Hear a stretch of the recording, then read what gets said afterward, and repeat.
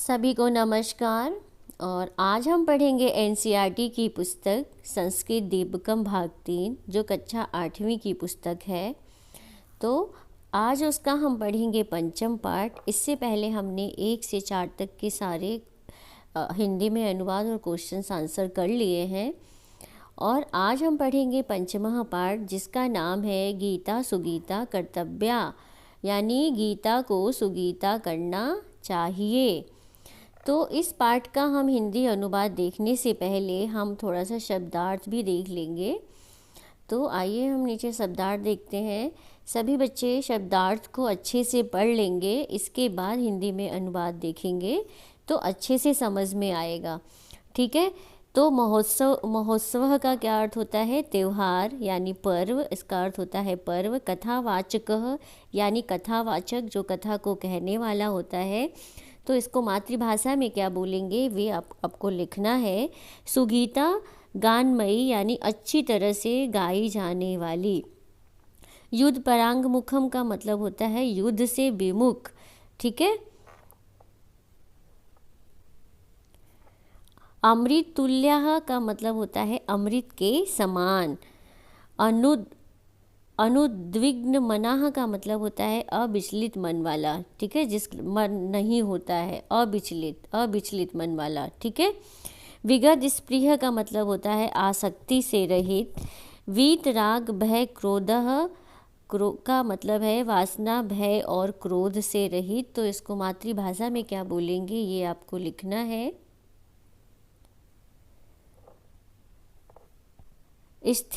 स्थिति धी का मतलब होता है कि स्थिर मन वाला। मुनि तपस्वी। सम्मोह कर्तव्य अकर्तव्य का अविवेक। स्मृति भी भ्रम का मतलब होता है स्मरण शक्ति का नाश होना। श्रद्धावान श्रद्धा से युक्त। संयतेंद्रिय का मतलब होता है संयमित इंद्रियों वाला। प्रणिपातेन का मतलब होता है प्रणाम के द्वारा। परिप्रश्नेन का मतलब होता है प्रश्नों के द्वारा। उपदेक्ष्यन्ति का मतलब होता है उपदेश देंगे। कि तत्वदर्शन का मतलब होता है तत्वज्ञानी। विद्धि का अर्थ होता है तुम जानो। अद्वेष्टा का मतलब होता है द्वेष न करने वाला। सर्वभूतानाम सभी प्राणियों का। मैत्रः मित्रता के भाव वाला। करुणा करुणावान। निर्ममः का मतलब होता है ममत्व कर भावना से विहीन। निरअहंकार का मतलब होता है अहंकार से रहित। सम दुख सुख का मतलब होता है सुख और दुख में समान भाव रखने वाला। क्षमी का मतलब होता है क्षमाशील होता है। उद्विजते का मतलब होता है उद्विग्न होता है। लोका का मतलब संसार। इसके बाद है हर्ष अमर्ष भयोद्वेगे। हर्ष क्रोध भय से और चिंताओं से। यत आत्मा का मतलब होता है यति, जिसने इंद्रियों को अपने नियंत्रण में कर लिया हो। दृढ़ निश्चय का मतलब होता है कि दृढ़ निश्चय वाला। अर्पित मनोबुद्धि का मन होता है मन और बुद्धि को अर्पित करने वाला, यानी किसी को समर्पित करने वाला। अनुद्वेग कर्म का मतलब होता है व्याकुलता न करने वाला। अभ्यसनम का मतलब होता है अभ्यास। वांगयम का मतलब होता है वाचिक, यानी बोलने वाला। तो ये था शब्दार्थ। आप सभी इसका अच्छे से हिंदी में अर्थ देख लेंगे। इसके बाद हम क्या देखेंगे, जो मैं आपको ये बताने जा रही हूँ हिंदी में व्याख्या, तो फिर आप इसको देखना। ठीक है। तो आइए हम शुरू करते हैं इसका हिंदी में अनुवाद। तो गीता को सुगीता करना चाहिए। तो आइए कुरुक्षेत्र में श्री गीता जयंती महोत्सव आचरितः। कुरुक्षेत्र में श्री गीता जयंती महोत्सव मनाया गया। तत्र वहाँ बहवः जना बहुत से लोग अगच्छन् गए। रमेशः अपि स्वजनकेन सह तत्र गतवान्। रमेश भी अपने स्वजनकेन अपने परिवार के साथ, सह लगा है इसलिए यहाँ पे तृतीय विभक्ति का प्रयोग हुआ है। तो अपने परिवार के साथ तत्र गतवान् वहाँ गया। कथावाचक गीताया गीता के विषय में, गीताया गीता के विषय में वर्णयति स्म बता रहे थे या वर्णन कर रहे थे कि गीता सुगीता कर्तव्याः, गीता को सुगीता करना चाहिए, किम अन्य है शास्त्र विस्तरे, और क्या है, शास्त्रों के विस्तार की क्या आवश्यकता, इसमें शास्त्रों के विस्तार की क्या आवश्यकता, या जो स्वयं पद्मनाभस्य, यानी पद्मनाभ श्री कृष्ण, पद्मनाभ का हो जाएगा कृष्ण के यहाँ पे षष्ठी विभक्ति लगा हुआ है, तो के मुख से, यानी मुख के कमल से निकली, निश्रिता मतलब निकली हुई है। ठीक है।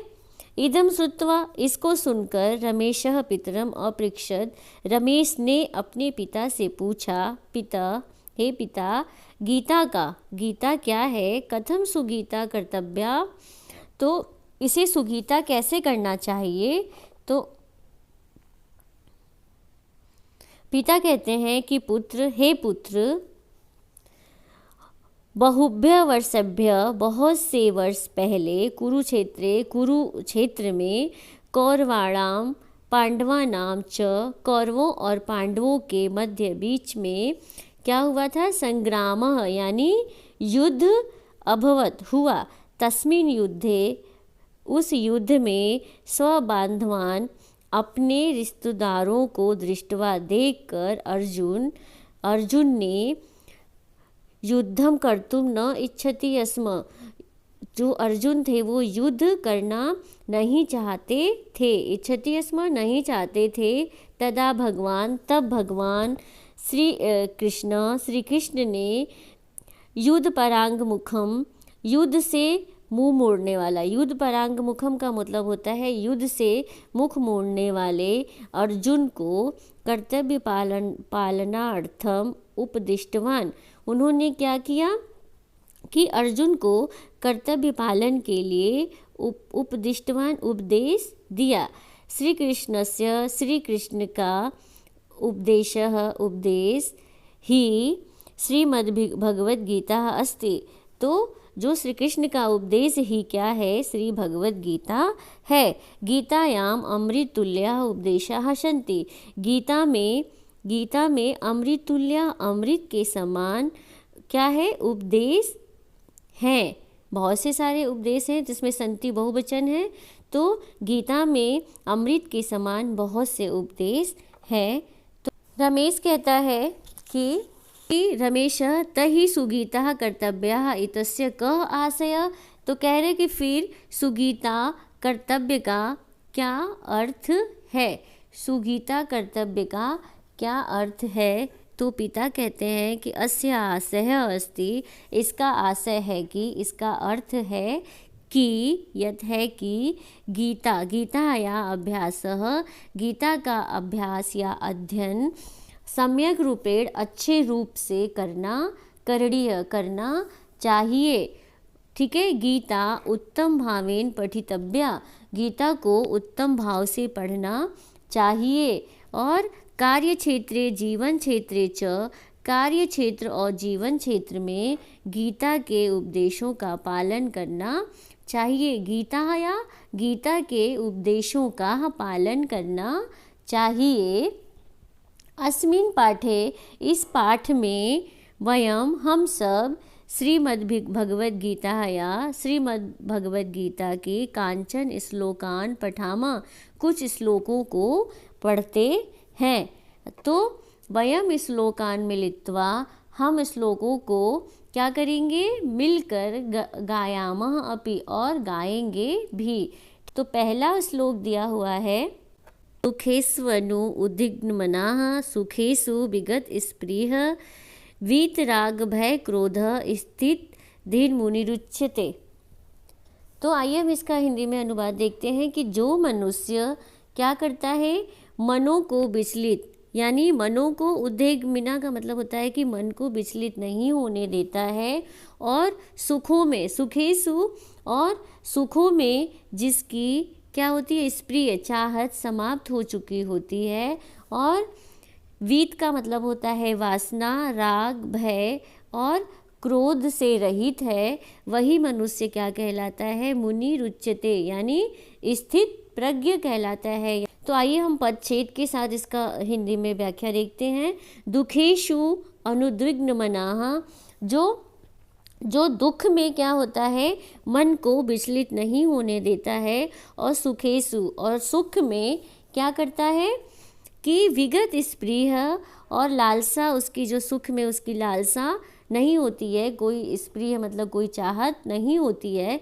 वीत राग भय क्रोध स्थित धी मुनि उच्यते, जो वीत राग भय और क्रोध को से रहित होता है, ठीक है, से रहित होता है, वही मनुष्य स्थित मुनि, वही मनुष्य स्थित प्रज्ञ मुनि कहलाता है। अन्वय के साथ आइए हम इसकी हिंदी में व्याख्या देखते हैं। दुखेषु अनुद्विग्न मनाः सुखेषु विगत स्पृह, दुखों में अविचलित मन वाला और सुखों में जो है वो इच्छा से रहित होता है।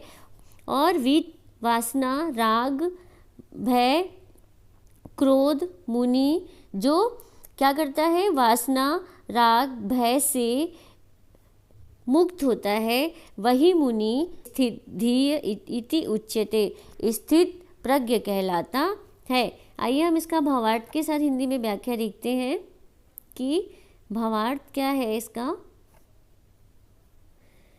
यह मनुष्य आपातकालेषु उद्वेगम न अनुभवति, जो मनुष्य आपातकाल में यानी किसी भी परिस्थिति में उद्वेग का अनुभव नहीं करता है, यह जो सुख प्राप्त है अपि, जो सुख प्राप्त में अपि भी क्या करता है, निष्प्रिय यानी इच्छा से रहित होता है, जिसके पास कोई इच्छा नहीं होती है, इच्छा रहित होता है। और यह जो इच्छा यानी राग आसक्ति भय क्रोध इन सब से इन सब से मुक्त भवति, मुक्त होता है, स मौनी पुरुषः, वह मौनी पुरुष ही स्थित प्रज्ञ भवति, वही मनुष्य मौनी पुरुष स्थित प्रज्ञ होता है। आइए हम दूसरा श्लोक देखते हैं। दूसरा श्लोक क्या है। क्रोधात् भवति सम्मोहः, सम्मोहात् स्मृति विभ्रमः, स्मृति भ्रंशात् नाशो बुद्धिनाशात् प्रणश्यति। कह रहे हैं कि इसमें देखते हैं कि क्रोध से, क्रोधात् भवति, क्रोध से क्या उत्पन्न होता है, सम्मोह उत्पन्न होता है, यानी मोह उत्पन्न होता है। और सम्मोहात् स्मृति विभ्रम, और सम्मोह यानी मोह से क्या होता है, स्मृति का भ्रम उत्पन्न होता है। स्मृति भ्रंशात्, और स्मृति के नष्ट हो जाने से यानी भ्रंश हो जाने से, नष्ट हो जाने से क्या हो जाता है, बुद्धि नाशो, बुद्धि का नाश हो जाता है। और बुद्धि नाशात् प्रणश्यति, और बुद्धि के नष्ट हो जाने पर, बुद्धि नाशात्, बुद्धि के नष्ट हो जाने पर मनुष्य का क्या हो जाता है, मनुष्य का पतन हो जाता है, यानी मनुष्य भी नष्ट हो जाता है।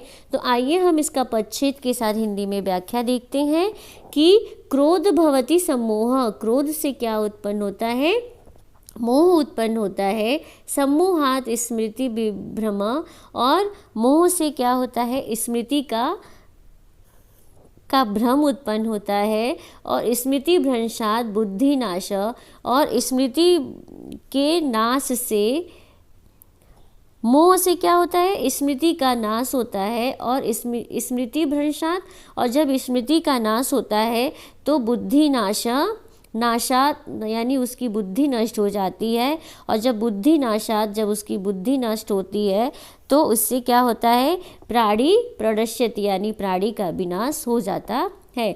तो आइए हम अन्वय के साथ हिंदी में इसकी व्याख्या देखते हैं। क्रोधात् सम्मोहः भवति, क्रोध से क्या होता है, मोह उत्पन्न होता है। सम्मोहात् स्मृति विभ्रमः, और मोह से स्मृति का भ्रम होता है, यानी उसका नष्ट होता है स्मृति उसकी। और स्मृति भ्रंशात्, और स्मृति के नष्ट होने से बुद्धि नाशः भवति, बुद्धि नाश हो जाता है, बुद्धि से वो नाश वाला व्यक्ति हो जाता है। और जब उसकी बुद्धि नष्ट हो जाती है वो प्राणी क्या कैसा हो जाता है कि उसका विनाश हो जाता है। प्रणश्यति, उसका उस प्राणी का क्या हो जाता है, विनाश हो जाता है, अगर जिसकी बुद्धि नष्ट हो जाती है।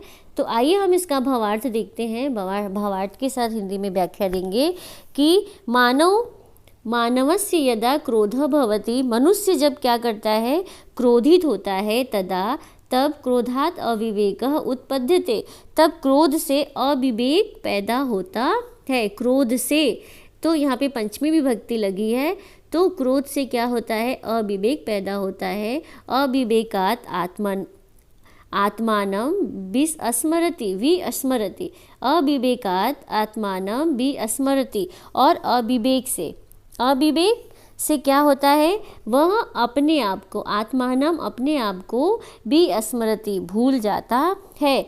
किम योग्यम, क्या योग्य, और किंच अयोग्यम, क्या अयोग्य है, इस पर अविचिंत्य विचार न करके, क्रोधात, क्रोध से क्या हो जाता है, व्यामोह, यानी व्यामोह में प्राप्नोति पढ़ता है। यदा, जब अधिक व्यामोह भवति, जब अधिक व्यामोह होता है, तदा तब मनुष्य की स्मृति निष्क्रिय नष्टा च भवति, तब जब मनुष्य की स्मृति क्या हो जाती है, निष्क्रिय हो जाती है और नष्ट होती है। स्मृति नाशात बुद्धि नश्यति, स्मृति के नाश से बुद्धि नष्ट होती है।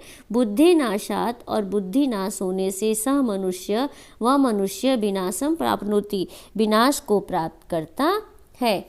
आइए हम तीसरा श्लोक देखते हैं।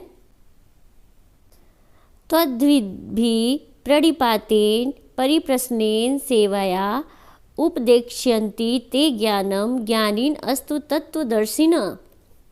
तुम जानो, क्या करो, तद विधि, यानी तद विधि, तद इसकी संधि विच्छेद करेंगे तो ये हो जाएगा तद विधि, तुम जानो, क्या चीज़ जानो, कि प्रणिपातेन, यानी प्रणाम, प्रश्न और सेवा से तुम जानो कि, और जो ज्ञानी है, जो सभी तत्वदर्शी ज्ञानी है, वो ज्ञान का उपदेश देंगे। तो आगे देखते हैं,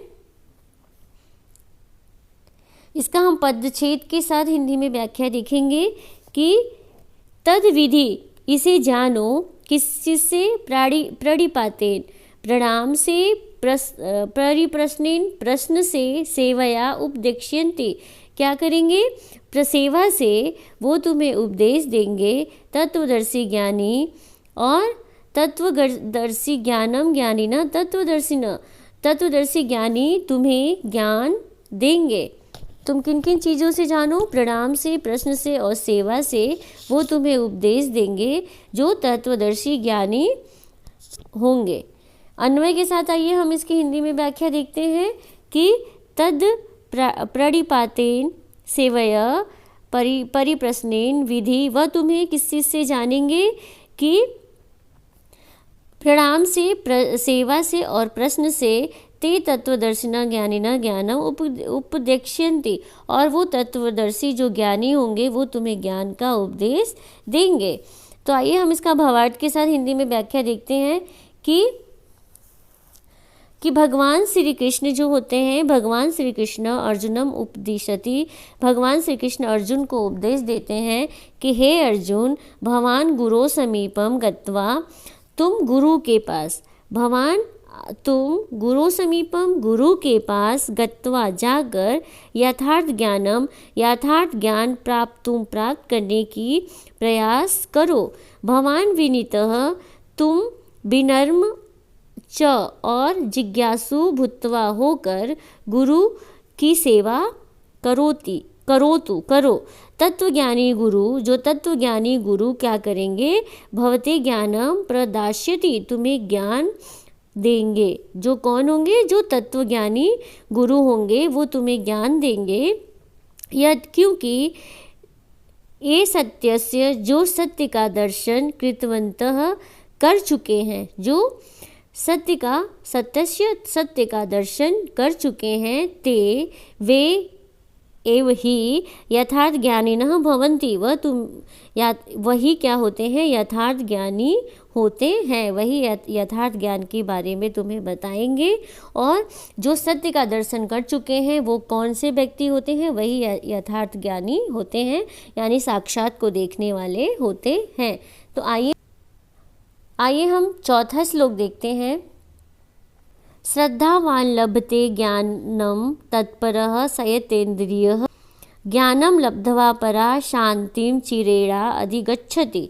ठीक है, तो श्रद्धा वाला क्या होता है, श्रद्धावान लभते, श्रद्धा वाला क्या करता है, लभता है।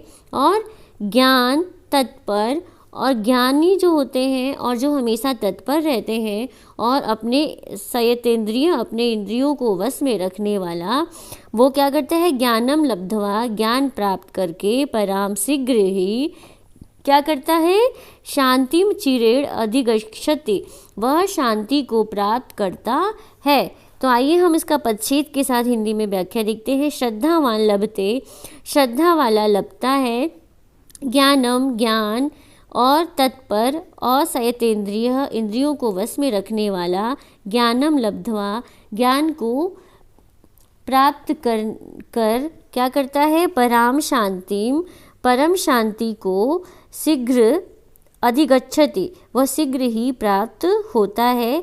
जो व्यक्ति क्या क्या होता है, श्रद्धावान होता है, और ज्ञान जिसके पास होता है वो हमेशा तत्पर होता है, और अपने इंद्रियों को वश में रखने वाला जो मनुष्य होता है वो क्या करता है, ज्ञान प्राप्त करके वो क्या करता है, शीघ्र ही परम शांति को, परम यहाँ पे दिया है पराम शांति, परम शांति को वो क्या करता है, शीघ्र ही, अचिरेण शीघ्र ही प्राप्त करता है।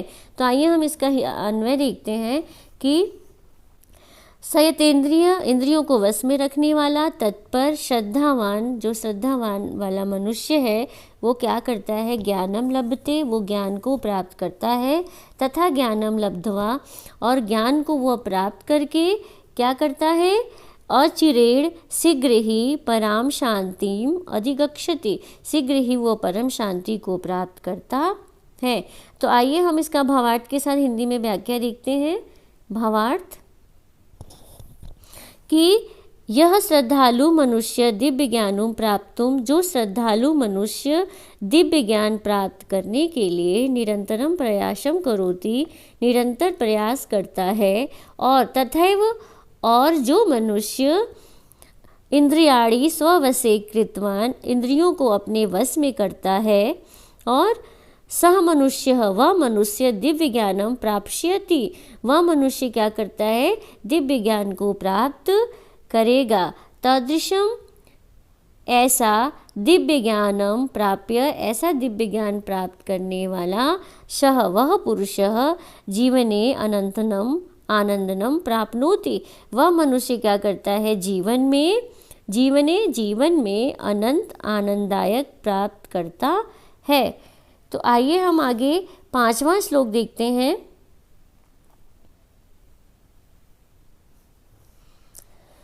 5वां श्लोक है, अद्वेष्टा सर्वभूतानां मैत्रः करुण एव च, जो सभी प्राणियों पर, सर्वभूतानां सभी प्राणियों से अद्वेष्टा बैर नहीं रखता है, मित्रता और करुणा वाला होता है, निर्ममो और ममुत्व और निरअहंकार, और अहंकार क्या करता है, ममत्व और अहंकार से रहित होता है, सम दुख सुख क्षमी, सुख दुख में समभाव, मतलब सम सुख दुख, या सम दुख सुख, यानी सुख और दुख में क्या करता है, समभाव रहता है, मतलब एक भाव वाला होता है, और क्षमी और क्षमाशील होता है।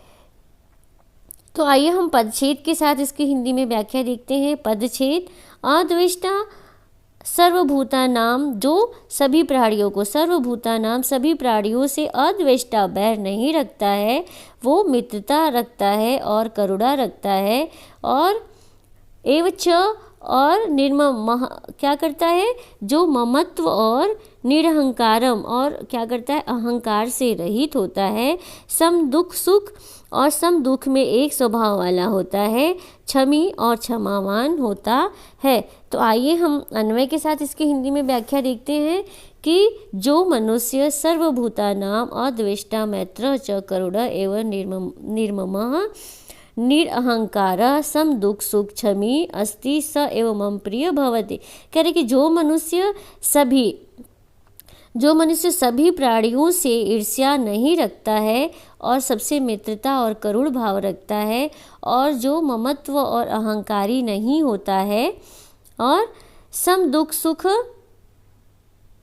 और जो सब दुख और सुख में एक समान रहता है और जो क्षमावान होता है, सह एव वही मम प्रिय भवति, वही मेरे प्रिय होता है। तो ये श्री कृष्ण जी कह रहे हैं, अर्जुन को उपदेश देते हुए ये सारी बातें बता रहे हैं। तो आइए हम इसके भावार्थ के साथ हिंदी में व्याख्या देखते हैं। भावार्थ कि हे अर्जुन, यह जो कस्यामपि परिस्थितों विचलितः न भवति, जो किसी भी परिस्थिति में विचलित नहीं होता है, यह जो ईर्ष्या से रहित समस्त प्राणिनाम सभी प्राणियों के कृते प्रति मित्रभावयुतः दयालुः च भवति। तो वो क्या होता है, सभी कि मित्रता वाला भाव और दयालु होता है। यह ममत्व रहित, जो ममत्व और अहंकार विहीन, जो महत्व और अहंकार से रहित होता है। सुख दुखेषु समभावयुतः क्षमाशील च भवति, सुख दुख में समभाव रखता है, मतलब सुख दुख में वो कभी एक समान ही रहता है। च और क्षमाशील होता है। तादृशः वह पुरुष भगवतः भगवान के अत्यंतम प्रिय भक्तः भवति, भक्त होते हैं। तो आइए हम छठवां श्लोक देखते हैं।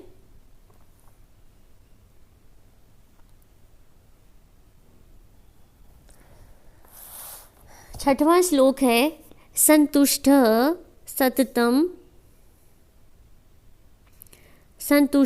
सततम योगी यत आत्मा दृढ़ निश्चयः मप्य अर्पित मनो बुद्धिर्योः मम भक्तः स मे प्रिय।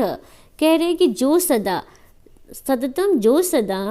संतुष्ट है वही योगी है, और यत आत्मा अपने आत्मा को वश में रखने वाला होता है और दृढ़ निश्चयी होता है, जो अटल मतलब अपनी बातों पे अटल रहता है वो। और मम पे अर्पित मनोबुद्धि योर, और मुझ में मन और बुद्धि को समर्पित करता है, तो वही क्या है, मम भक्त स में प्रिय, वही भक्त है, वही मेरा प्रिय है। तो आइए हम पदच्छेद के साथ इसका हिंदी में व्याख्या देखते हैं कि जो मनुष्य संतुष्ट सततम योगी, जो मनुष्य लगातार संतुष्ट होता है वही योगी है। यत आत्मा, और अपने आत्मा को वश में रखने वाला होता है, और वो दृढ़ निश्चयी होता है। मई अर्पित, और मेरे में वो क्या करता है, अर्पित मनोबुद्धि, और जो अपने मन और बुद्धि को अर्पित कर देता है। यह मम भक्तः सह में प्रिय, वही क्या करता है, मनुष्य मेरा भक्त है और वो मुझे प्रिय है। तो आइए हम अन्वय के साथ इसकी हिंदी में व्याख्या देखते हैं कि यह योगी सततम संतुष्ट, जो योगी लगातार संतुष्ट होता है।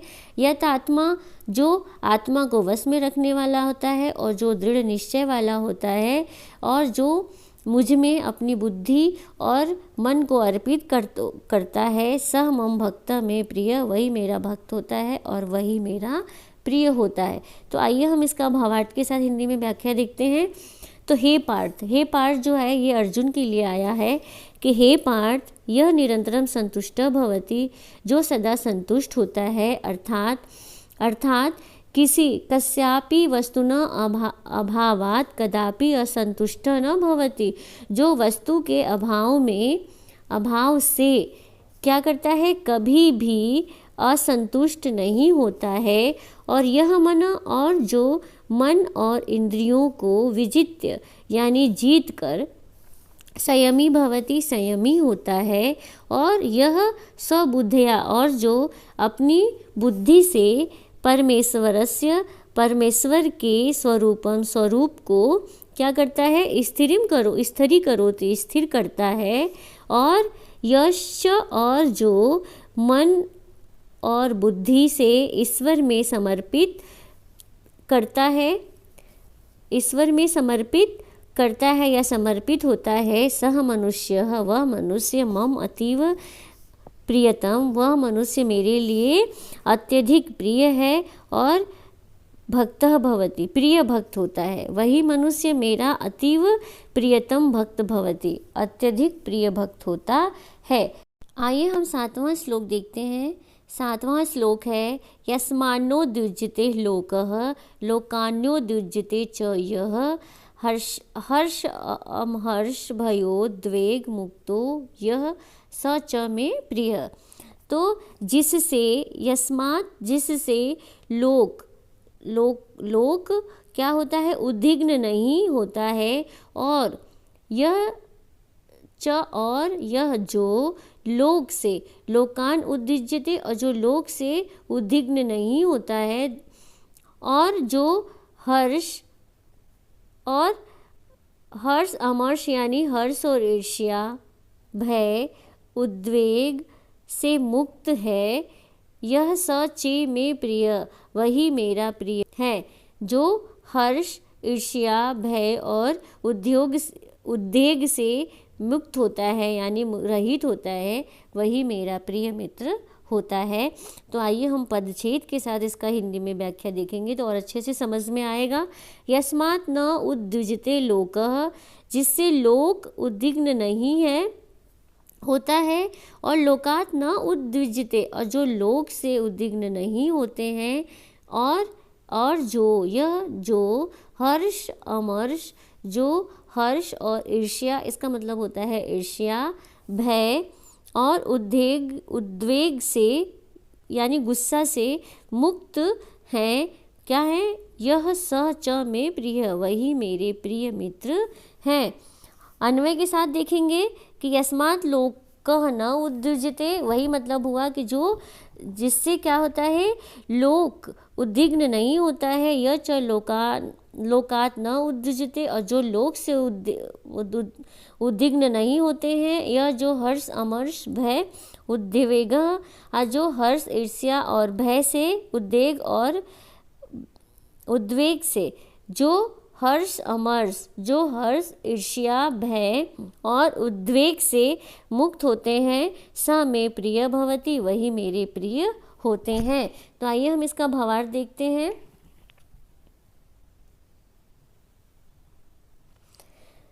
तो इसमें श्री कृष्ण कह रहे हैं कि हे अर्जुन, यस्मात् मनुष्यात् कोऽपि मनुष्य प्राणी व विद्विग्न न भवति, कह रहे कि जिस मनुष्य से कोई भी मनुष्य या प्राणी उद्विग्न नहीं होता है, और यश जो मनुष्य अनस्म्यात् जनात् प्राणिन व उद्विग्न न भवति, और जो मनुष्य किसी और जन की वजह से किसी और प्राणी की वजह से उद्विग्न नहीं होता है। तो इस लाइन में कहने का मतलब है कि जो मनुष्य है, अगर उसकी वजह से कोई प्राणी को या किसी मनुष्य को क्रोध नहीं आता है, और जिस मनुष्य को अन्य प्राणियों से क्रोध नहीं होता है, और जो हर्षेण ईर्ष्याया और जो हर्ष से ईर्ष्या से भय से और चिंता से रहित होते हैं, स मम अतीव प्रिय भक्त भवति वही मेरे अत्यंत प्रिय भक्त होते हैं।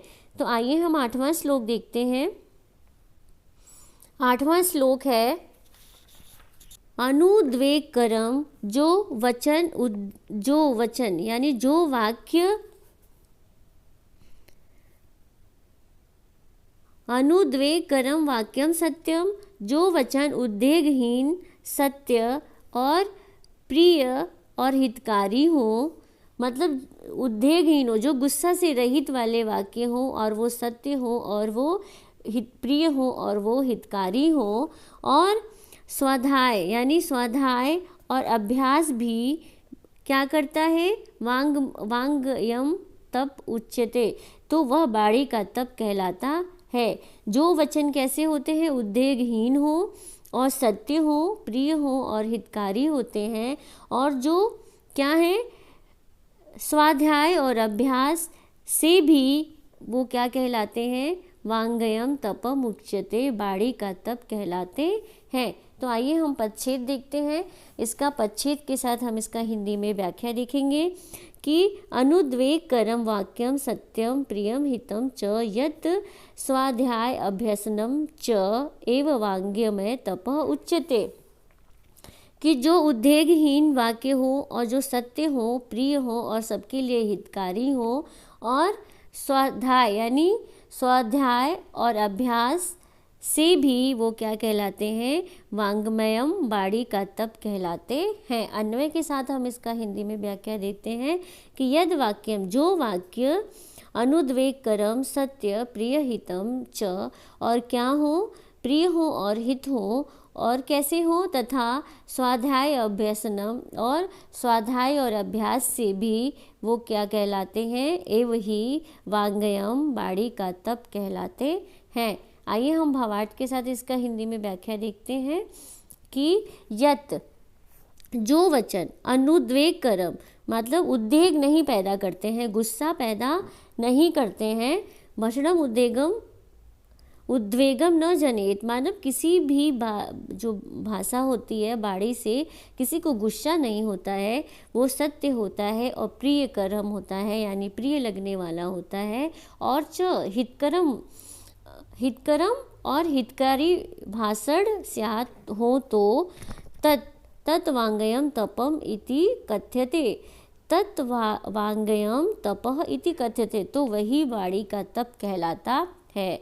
शास्त्र आदि नाम स्वाध्याय, शास्त्रों का स्वाध्याय, तेषाम अभ्यास और उनका अभ्यास, तेषाम अभ्यास च और उनका अभ्यास, वाचिक, वाचिक यानी जो बोलने वाले का, तपम कथ्यते, तपः कथ्यते, उसका तप कहा जाता है, तथा स्वाध्याय अभ्यास, अभ्यास च अपि, और स्वाध्याय और अभ्यास से भी यथाविधि, यथाविधि के अनुसार, वांग्मय तप इति उच्यते, जो बाड़ी होती है वो तप कहलाती है। अतः विद्यार्थी भी स्मरणीयम यत्, इसलिए विद्यार्थियों को यह स्मरण करना चाहिए यत् कि प्रिय वाक्य प्रदानेन सर्वे तुष्यन्तु जन्तवः, प्रिय वाक्य प्रदान करने से सर्वे तुष्यन्ति जंतव, सभी जो मनुष्य होते हैं वो तुष्यन्ति, खुश होते हैं।